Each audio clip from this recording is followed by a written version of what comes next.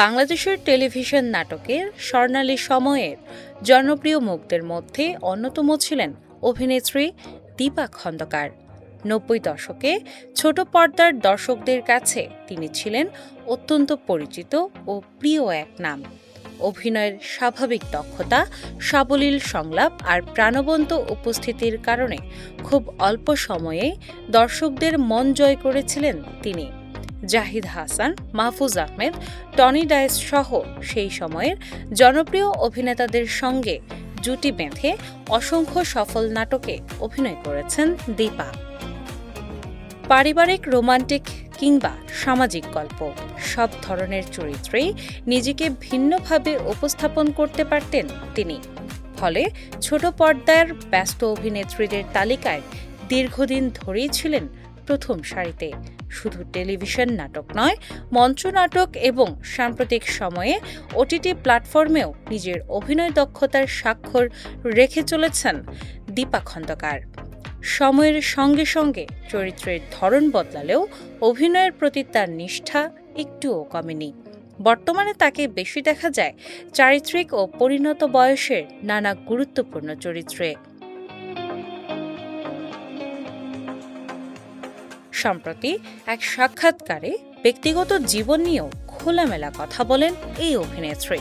তিনি জানান, খুব অল্প বয়সেই সংসার জীবনে পা রেখেছিলেন এবং ২৮-২৯ বছর বয়সেই মা হন।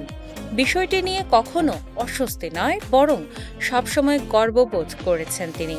নিজের পরিবার, স্বামী ও সন্তানকে কখনো আড়াল করেননি। শুটিং কিংবা বিভিন্ন অনুষ্ঠানে গর্বের সঙ্গেই পরিবারকে পাশে রেখেছেন। তবে দর্শকদের মনে বহুদিনের একটি প্রশ্ন ছিল, এত জনপ্রিয়তা থাকার পরও কেন সিনেমায় নিয়মিত দেখা যায়নি দীপা খন্দকারকে? সেই প্রশ্নের উত্তরও দিয়েছেন তিনি। দীপার ভাষ্য অনুযায়ী তখন তার বয়স খুব কম ছিল এবং সেই সময়কার চলচ্চিত্র পরিবেশ তাকে ভীষণ ভয় পেয়ে দিত। তিনি বলেন, সে সময় ছিল কাটপিসের যুগ। অনেক সিনেমার মাঝখানে অশালীন দৃশ্য জুড়ে দেওয়া হতো। ফলে সিনেমা মুক্তির পর সেটি কোন রূপ নেবে তা নিয়ে অনিশ্চয়তা থাকত। এই কারণেই সিনেমায় অভিনয়ের সাহস পাননি তিনি। যদিও কয়েকটি সিনেমার প্রস্তাব পেয়েছিলেন, কিন্তু শেষ পর্যন্ত সেগুলো আর করা হয়নি। দীপা আরও জানান, তাদের পরিবারে তিনি প্রথম মিডিয়ায় কাজ শুরু করেছিলেন। ফলে শুরুতে কাউকে পাশে পাননি। নিজের সাহস, আত্মবিশ্বাস এবং কঠোর পরিশ্রম দিয়েই বিনোদন অঙ্গনে জায়গা করে নিতে হয়েছে তাকে। দীর্ঘ প্রায় ৩ দশকের ক্যারিয়ারে নানা চড়াই উতরাই পেরিয়েও অভিনয়ের প্রতি ভালোবাসা ধরে রেখেছেন দীপা খন্দকার। সময় বদলেছে, মাধ্যম বদলেছে, কিন্তু দর্শকদের কাছে তার গ্রহণযোগ্যতা আজও অটুট রয়েছে। ডেস্ক রিপোর্ট, বাংলা বাজার পত্রিকা।